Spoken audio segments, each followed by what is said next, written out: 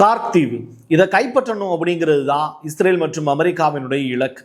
அதை நோக்கி போன CIA அண்டு மொசாட் உளவாளிகள் நிறையா பேரை இப்போ ஈரான் கைது பண்ணியிருக்காங்க.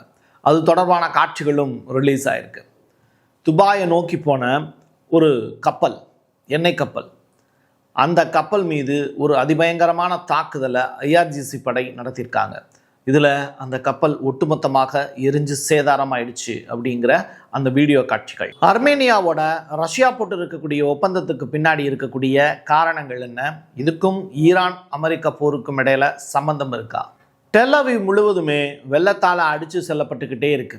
பயங்கரமான ஒரு ஃப்ளட்டு அப்படிங்கிறது திடுதுப்புன்னு ஏற்பட்டிருக்கு. அதுக்கான காரணம் என்ன? டீட்டெயில்டாக பேசுவோமா? வாங்க பார்க்கலாம் உறவுகளே. இது பிரசாத் சிக்னேச்சர். உங்களுடைய தொழில் சம்பந்தமான விளம்பரங்களை நமது சேனலில் ஒளிபரப்ப உங்களுக்கான அருமையான வாய்ப்பு.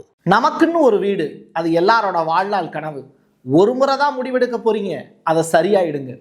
கிரியேட்டர் கன்ஸ்ட்ரக்ஷன்ஸ் உங்களோட கனவு இல்லத்தை சூப்பராக டிசைன் பண்ணி அழகாக கட்டித்தராங்க. இன்டீரியர் டிசைன்லையும் இவங்க தான் டாப்பு. North west interiors. தொடர்புக்கு 7290799991. ஈரானுடைய ஃபாரின் மினிஸ்டர் அப்பாச் அராக்கி எப்போ பேசினாலுமே ஒரு தனித்துவமான ஒரு பேச்சு தான் இருக்கு. அது அந்த வகையில் இன்றைய தினம் அவர் பேசியிருக்கக்கூடிய பேச்சு, எங்களுக்கு யாருமே காலக்கெடு விதிக்க முடியாது. ரொம்ப சைலண்டாக இருந்துட்டு சில சம்பவங்கள் பண்ணக்கூடியவர். மேஜை போட்டு எங்களை உட்கார வச்சு பேசினா மட்டும்தான் நாங்கள் வருவோம். அதே நேரத்தில் ஈரான் மக்கள் அச்சுறுத்தலுக்கெல்லாம் பயப்பட மாட்டாங்க. மரியாதையோடு எங்கள்கிட்ட பேசணும், இல்லைன்னா ஓடி போயிடுங்க அப்படிங்கிறத அப்பாஸ் அராக்கி இப்போது ஒரு முக்கியமான ஸ்டேட்மெண்ட்டாக சொல்லியிருக்காரு. பேச்சுவார்த்தைக்கு போகிறதுக்கு முன்னாடியே இவ்வளவு கண்டிஷன்களை வச்சுட்டு தான் அவர் போகிறார். அதான் ரொம்ப முக்கியமானது. ஈராக்கில் இருந்து தனது படைகளை அமெரிக்கா இராணுவம் திருப்பி எடுத்துக்கிறாங்க அப்படிங்கிற தகவல் கிடச்சிது. தொடர்ச்சியாக அமெரிக்க இராணுவ படையினர் அந்த இடத்த விட்டு வெளியேறக்கூடிய காட்சிகளும் அரங்கேறுது. இரவு நேரத்தில் அவங்க வெளியில் வரும்போது அந்த இராணுவ படைகள் மீது ஈராக்கினுடைய மக்கள் படை இருக்குல்ல, அதாவது மக்கள் கூட்டம், அவங்க என்ன பண்ணுறாங்க, அந்த வாகனங்கள் மீது தன் கையில் இருக்கக்கூடிய சின்ன சின்ன குண்டுகளை பயன்படுத்தி அந்த வாகனத்தின் மீது அட்டாக் பண்ணி சந்தோஷப்படுறாங்க. இதில் அவங்களுடைய வாகனம் தீப்பற்றி எரியுது, அதோட ஓடுறாங்க.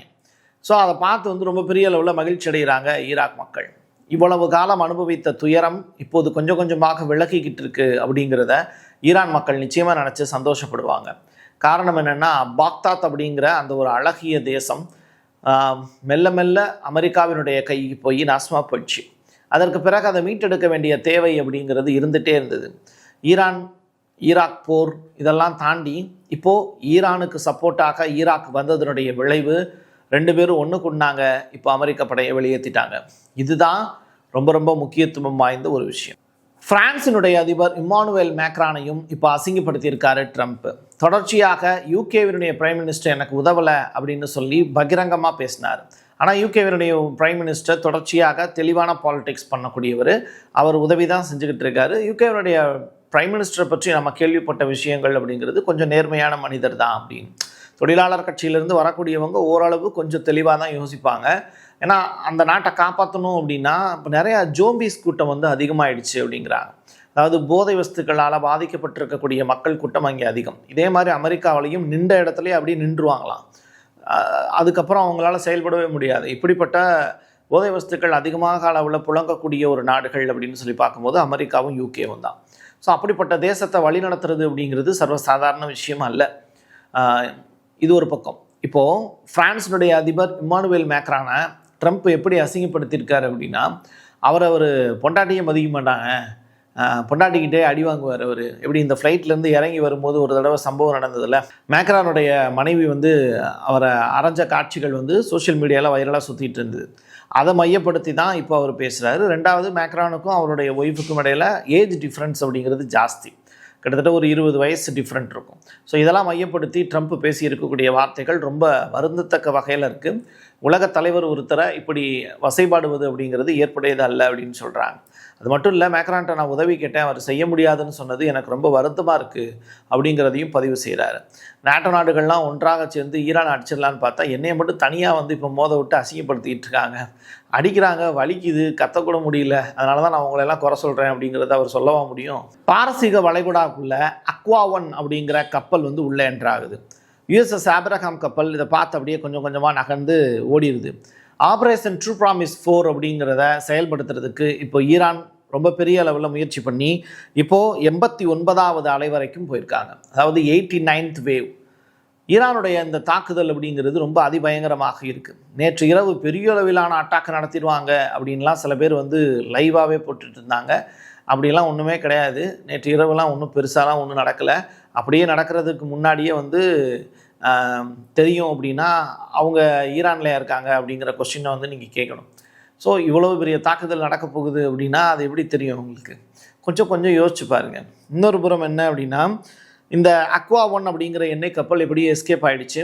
பட் ஐக்கிய அரபு எமிரேகத்தில் மட்டும் 37 அமெரிக்கர்கள் இறந்து போயிருக்காங்க அப்படிங்கிறத ஈரானுடைய செய்தி தொடர்பாளர் இப்போ செய்தியாக வெளியிட்டிருக்கார். ஈரானுடனான போர் குறித்து ட்ரம்ப் அவர்கள் வருந்தத்தக்க வகையில் சொல்லியிருக்கக்கூடிய வார்த்தைகள், இந்த போர் நான் 3 நாளில் முடிஞ்சிரும்னு நினச்சேன், ஆனால் 30 நாளை கடந்து போயிட்டுருக்கு, என்ன பண்ணுறதுன்னு தெரியலையே அப்படின்னு ப்ரெஸ் மீட்லேயே சொல்கிறார். அதான் இதில் பியூட்டி. ப்ரெஸ் மீட்லேயே அவர் சொல்லியிருக்கக்கூடிய விஷயம் 3 நாளில் முடிஞ்சிருக்க வேண்டியது 33 நாளாகி போச்சு, இன்னும் போயிட்டுருக்கு அப்படிங்கிறாரு. அப்போது ட்ரம்ப்பினுடைய கணக்கு அப்படிங்கிறது இங்கே தப்பிப்போச்சு அப்படிங்கிறது தான். சிம்பிளாக அடிச்சுட்டு வெளில வந்துடலாம் அப்படின்னு நினச்சாரு. ஆனால் ஈரான் இவ்வளவு தூரம் இறுக்கி பிடிப்பாங்க அப்படின்னு அவருக்கு தெரியல. இப்போ கண்ணீர் விட்டுக்கிட்டு இருக்காரு. காப்பாற்றுறதுக்கு யாருமே வர மாட்டாங்க. ஈரானிய ஏவுகணைகள் 80,000க்கும் மேற்பட்ட 80,000 சதுர கிலோமீட்டருக்கு மேற்பட்ட பரப்புகளவில் ஒரு பெரிய அட்டாக்கை இந்த 33 நாளில் நடத்தியிருக்காங்க அப்படிங்கிறது தான் செய்தி. அதாவது ஃபார்ஸ் அப்படிங்கிற அந்த நியூஸ் ஏஜென்சி வெளியிட்டு இருக்கக்கூடிய செய்தியில் திங்கள் செவ்வாய், அதாவது திங்கள் செவ்வாய் இந்த 2 நாட்களில் இஸ்ரேல் மற்றும் அமெரிக்க தளங்களில் ஏவியதை விட இன்னைக்கு ஈரான் 2 மடங்கு தாக்குதல் நடத்துனது. இவ்வளவு நாட்களாக நடந்த போரில் இவ்வளவு ஏக்கர் பரப்பளவில் அவங்க அட்டாக் நடத்தியிருக்காங்க அப்படிங்கிறதையும் ஃபார்ஸ் நியூஸ் செய்தியாக வெளியிட்டிருக்கு. அதாவது இடத்தை தேர்வு செய்து அதற்கு பிறகு தான் அவங்க அந்த தாக்குதலை நடத்தியிருக்காங்கன்னா அவங்க தெளிவாக திட்டம் போட்டு நடத்தியிருக்காங்க. பட் அமெரிக்கா இஸ்ரேல் தாக்கிய இடங்கள்லாம் வந்து அங்கொன்றும் இங்கொன்றுமாக பிளானே இல்லாமல் இருக்குது. பட் இவங்க அடிச்சிருக்கக்கூடிய இடங்கள் எல்லாமே தெளிவாக அவங்கள கட்டம் கட்டி அந்த மாதிரியான ஒரு தாக்குதலை நிகழ்த்தியிருக்காங்க அப்படிங்கிறத ஃபாஸ்ட் நியூஸ் செய்தியாக வெளியிட்டிருக்கு. ஸோ ஈரானுடைய சக்ஸஸ் அப்படிங்கிறது அவங்களுடைய பிளானிங் தான். ஈரானுடைய புரட்சிகர படையின் மூத்த அதிகாரி மொக்ஷன் ரசாயி அவர் சொல்லியிருக்கக்கூடிய விஷயம், எங்களால் ஹார்மோஸ் நீரிணையை 10 வருஷத்துக்கு கூட மூடி வைக்க முடியும், அந்த அளவுக்கு பவர்ஃபுல்லான பர்சன்ஸ் நாங்கள். 2வது, இந்த நீரிணையினுடைய குறுகிய அந்த ஏரியா வரைக்கும் கடந்து போகிறதுக்கே உங்களுக்கு 7லேருந்து 8 மணி நேரம் ஆகும். அப்போது இந்த 8 மணி நேரம் கடந்து போகிறதுக்கு உங்களுக்கு இவ்வளவு நேரம் ஆகுதுன்னா உங்களுக்கு தேவையான செக்யூரிட்டி எல்லாம் கொடுக்குறோம்ல, அதை நாங்கள் தான் வந்து கொடுத்தாகணும், பார்த்து கவனமாக இருங்க அப்படிங்கிற ஸ்டேட்மெண்ட்டை உலக நாடுகளுக்கு எச்சரிக்கையாக கொடுத்துருக்காரு. கேட்குற காசை கொடுத்துட்டு போயிட்டு வாங்க அப்படின்னு சொல்கிறாங்க. பட் இஸ்ரேலுக்கு அமெரிக்காவுக்கு அது கிடையாது. கொஞ்ச நேரத்துக்கு முன்னாடி கிடச்சிருக்கக்கூடிய ரிப்போர்ட்டு, துபாய்க்கு பக்கத்தில் ஒரு எண்ணெய் டேங்கர் கப்பல் மேலே ஒரு பெரிய அட்டாக்கை ஈரான் நடத்தியிருக்காங்க. இதில் அந்த கப்பல் முழுவதுமாக தீப்பிடிச்சு எரியக்கூடிய காட்சிகள் அரங்கிருது.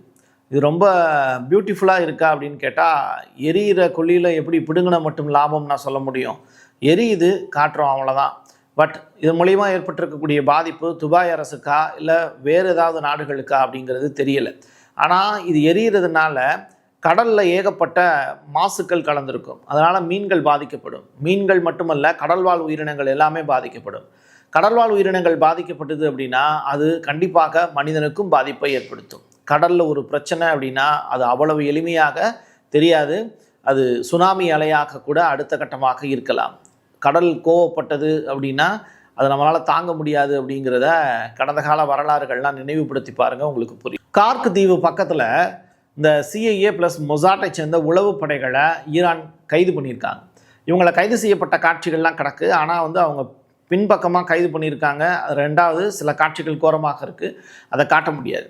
ஸோ தொடர்ச்சியாக இப்போது மொசாட்டை சேர்ந்தவங்க ஈரானுக்குள்ளேயும் நுழைஞ்சிருக்காங்க. அதே நேரத்தில் அவங்க சத்தம் இல்லாமல் ஸ்லீப்பர் செல் மாதிரி வேலை என்ன கொடுக்கப்படுதோ அதை மட்டும் செஞ்சுட்டு வெளில வந்துடுவாங்க.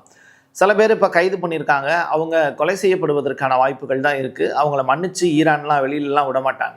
ஸோ இப்படிப்பட்ட ஒரு சுச்சுவேஷன் அப்படிங்கிறது ஈரானில் இருக்குது. இன்னும் எவ்வளவு CIA அதிகாரிகள் உளவாளிகள் ஈரானுக்குள்ளேயே சுற்றிக்கிட்டு இருக்காங்க அப்படிங்கிறத கண்டுபிடிக்கவும் முடியாது. அந்த அளவிற்கு வந்து அவங்களுடைய எண்ணிக்கை ஜாஸ்தியாக இருக்குது. பினிப்ராக் அப்படிங்கிற அந்த இடம் உட்பட டெல்லவீவில் ஏகப்பட்ட கட்டடங்கள் மீது ஈரான் ஒரே இரவில் பயங்கரமான தாக்குதலை நடத்தியிருக்காங்க. இந்த தாக்குதலில் பாதிக்கப்பட்டிருக்கக்கூடிய சின்ன குழந்தைகள் 11 வயது சிறுமி உட்பட ஏகப்பட்ட பேர் தீக்காயங்களோடு மருத்துவமனைக்கு போகக்கூடிய காட்சிகளை பார்க்க முடியுது. கட்டடங்கள் மட்டுமல்ல, குடியிருப்பு பகுதிகள் மேலேயும் ஏகப்பட்ட தாக்குதல் நடத்தப்பட்டிருக்கு. டெல்லவீவில் இதை தாண்டி டெல்லவீவில் ஃபுல் அண்ட் ஃபுல் ஃப்ளட்டு ஓடிக்கிட்டே இருக்குது. அதாவது மழை பெஞ்சு அதிகமான அளவில் ஃப்ளட்டு, முறையற்ற சாலைகள், இந்த காரணங்கள்னால அந்த வெள்ளம் எந்த பக்கம் போகிறதுன்னு தெரியாமல் ஒட்டுமொத்தமாக முடங்கி போயிருக்கு. டெல்லவீவ் நகரமே இரவு முழுக்க தூங்க முடியாமல் சிரமப்பட்டுக்கிட்டு இருக்காங்க அப்படிங்கிற தகவல். அது தொடர்பான காட்சிகளையும் நம்மளால் பார்க்க முடியும். பிரசிடென்ட் புட்டின், ரஷ்யாவினுடைய அதிபர் புட்டின் இப்போது அர்மேனியாவோட ஒரு டீல் பேசிக்கிட்டு இருக்காரு. தொடர்ச்சியாக நான் இதுக்கு முன்னாடியே சொல்லியிருந்தேன், இந்த ஸ்ட்ரெய்ட் ஆஃப் ஹார்மஸ் மூடப்பட்டிருக்கிறதுனால அடுத்த கட்டமாக புதியதொரு வழியை கண்டுபிடிப்பாங்க அப்படின்னு. அது துருக்கிக்கும் அர்மேனியாவுக்கும் உக்ரைனுக்கும் இடையில இருக்கக்கூடிய ஒரு 2 கிலோமீட்டர். அர்மேனியா அப்படிங்கிற நாடு துருக்கியினுடைய ஆதரவோடு செயல்படக்கூடிய நாடு. அப்படிப்பட்ட நாடு இப்போது புட்டினோட கைகோர்க்குறாங்க அப்படின்னா அந்த 2 கிலோமீட்டருக்காக தான். ஸோ அதை எப்படியாவது செயல்பாட்டுக்கு கொண்டு இருக்கக்கூடிய கப்பல்களை ரஷ்யாவுக்கு கொண்டு வந்துட்டாங்கன்னா ரஷ்யாவிலேருந்து அமெரிக்கா எளிமையாக உலக பாதை அப்படிங்கிறது திறக்கப்படும் அப்படிங்கிறது தான். ஸ்ட்ரெய்ட் ஆஃப் ஹார்மஸ் திறக்கிற வரைக்கும் இந்த ஒரு வழியை நம்பி தான் மற்ற நாடுகள் இருக்குது. ஸோ அர்மேனியாவும் இப்போ ரஷ்யாவும் கைகோர்த்திருக்கிறது ஆரோக்கியமான விஷயம். கஜகஸ்தான் அப்படிங்கிற நாடு முழுமையாக எங்களுடைய பிரதேசம் வழியாக பெரிய குழாய் அமைச்சு அந்த குழாய்கள் ரஷ்ய எண்ணெயை சீனாவுக்கு கொண்டு போவதற்கான ஒரு பெரும் திட்டம் ஒன்று வச்சுருக்காங்க. அதன் அடிப்படையில் மார்ச் மாதம் 19ஆம் தேதி 2027க்குள்ளே இந்த பிளானை முடிச்சிட்டாங்க அப்படின்னா எளிமையாக அந்த நாட்டுக்கு தேவையான எண்ணெய் கிடைக்கும் அப்படிங்கிறதும் பிளான் இருக்குது. அடுத்த 100 ஆண்டுகளுக்கு நீங்கள் முயற்சிச்சிங்கன்னா கூட உங்களால் ஹார்மோஸ் நீரிணையை திறக்க முடியாது எங்களோட அனுமதி இல்லாமல் அப்படின்னு ஈரானுடைய IRGC கடைசியாகவும் ஒரு எச்சரிக்கை விடுக்கிறாங்க. தொடர்ச்சியாக அவங்க செய்திருக்கக்கூடிய ஏற்பாடுகள் அப்படிங்கிறது அந்த ஸ்ட்ரெய்ட் ஆஃப் ஹார்மஸில் ஏகப்பட்டது இருக்குது. ஒன்று கன்னிவெடி, அதற்கு பிறகு படைகள், இப்படி ஏகப்பட்ட தடுப்புகள் வச்சுருக்காங்க. அது மட்டும் இல்லை, உங்களுக்கு புரிகிற மாதிரி சொல்லணும்னா 1000ல் ஒருவன் படத்தில் சோழர்கள் ஏகப்பட்ட தடைகளை ஏற்படுத்தி வச்சுட்டு வேற ஒரு தேசத்தில் போய் பாதுகாப்பாக இருந்தாங்கல்ல, அப்படி காட்டப்படும்ல, சித்தரிக்கப்பட்டதில்ல. அது மாதிரி இந்த ஸ்ட்ரெய்ட் ஆஃப் ஹார்மஸை சுற்றி ஏகப்பட்ட பாதுகாப்பு வளையங்கள் அப்படிங்கிறது ஈரானால் போடப்பட்டிருக்கு. அதை உடைக்கக்கூடிய சக்திங்கிறது அமெரிக்கா மாதிரியான வல்லரசுகளுக்கு கூட கிடையாது அப்படிங்கிறது தான் இப்போ IRGC சொல்லியிருக்கக்கூடிய விஷயம். ஸோ சரணடைந்து விடு அப்படிங்கிறத அமெரிக்கா கிட்ட இப்போது பகிரங்க எச்சரிக்கையாகவே சொல்லியிருக்காங்க. அப்படி முடியலை அப்படின்னா இந்த போர் நடத்திக்கிட்டே இருப்போம், அது எங்களுடைய தற்காப்புக்கானது அப்படிங்கிறதையும் ஈரான் இப்போ வெளிப்படையாக பேசியிருக்காங்க. அடுத்து என்ன நடக்க போகுது அப்படிங்கிறத விவரங்கள் கிடைக்கும் வரைக்கும் பொறுமையாக இருங்க. என் கையெழுத்து என் மக்களுக்கான உறவுகளை மீண்டும் ஒரு பதிவில் சந்திக்கலாம். நன்றி, வணக்கம். உங்களுடைய தொழில் சம்பந்தமான விளம்பரங்களை நமது சேனலில் ஒளிபரப்ப உங்களுக்கான அருமையான வாய்ப்பு. Prasad signature media broadcasting private limited. நீங்க நியூஸ் ரீடரா மாறணுமா, கண்டென்ட் கிரியேட்டரா உருவாகணுமா, சேட்டலைட் சேனல்ல ரிப்போர்ட்டரா வேலை பார்க்கணுமா, டாக்குமெண்ட்ரி மேக்கிங்ல இருந்து ஜேர்னலிசம் பற்றிய முழுமையான பயிற்சி பெற உங்களுக்கான அருமையான வாய்ப்பு. எங்களை தேடி வாங்க. ஆன்லைன் மற்றும் நேரடி பயிற்சி வகுப்புகளும் சர்டிபிகேட் கோர்ஸாவை கத்துத்தரும். மீடியா துறையில் 10 ஆண்டுகளுக்கு மேல அனுபவம் உள்ளவர்கள் பயிற்சி கொடுப்பார்கள். வாய்ஸ் ஓவர் தொடங்கி வாய்ஸ்லெஸ் பீப்புளுக்காக உங்களை சிறந்த ஜேர்னலிஸ்டா உருவாக்க வேண்டியது எங்களோட பொறுப்பு. ஸ்கூல்ஸ் அண்ட் காலேஜஸ்ல ஜூனியர் ஜேர்னலிஸ்ட்ங்கிற பேர்ல ஒர்க் ஷாப்பும் கண்டக்ட் பண்ணி கொடுக்கிறோம். மோட்டிவேஷனல் ஸ்பீக்கரா கடந்த 15 ஆண்டுகளா கல்வி நிறுவனங்களுக்கு நிகழ்ச்சிகளும் நடத்தி தரோம். தொடர்புக்கு 9944790333 94493594 prasadsignature@gmail.com. நமக்குன்னு ஒரு வீடு, அது எல்லாரோட வாழ்நாள் கனவு. ஒரு முறை தான் முடிவெடுக்க போறீங்க, அதை சரியாயிடுங்க. கிரியேட்டர் கன்ஸ்ட்ரக்ஷன்ஸ் உங்களோட கனவு இல்லத்தை சூப்பர்வா டிசைன் பண்ணி அழகா கட்டித்தராங்க. இன்டீரியர் டிசைன்லையும் இவங்க தான் டாப். North west interiors. தொடர்புக்கு 7299079991. வரப்போற சட்டமன்ற தேர்தலில் எல்லாருமே ஓட்டு போட போறோம். ஆனா அந்த ஓட்டு யாருக்கு? பிரதான கட்சிகளை தவிர்த்து சுயேட்சையா சில பேர் களமிறங்குவாங்க. அவங்கள மக்களுக்கு அறிமுகப்படுத்த தயாரா இருக்கு பிரசாத் சிக்னேச்சர். நீங்க உங்களுடைய தொகுதியில் இருக்கக்கூடிய மக்களுக்கு நல்லது செய்யணும்னு நினைச்சு சுயேட்சை வேட்பாளராக களமிறங்குனீங்கன்னா உங்களை உங்களுடைய தொகுதியில் இருக்கக்கூடிய மக்களுக்கு அறிமுகப்படுத்த நாங்களும் தயாரா இருக்கோம். இந்த தேர்தலில் பிரசாத் சிக்னேச்சர் சார்பாக நான் போட்டியிடலை, ஆனால் நீங்கள் போட்டியாளராக களமிறங்குறீங்கன்னா உங்களை அறிமுகப்படுத்துகிறோம். தொடர்புக்கு 9944790333.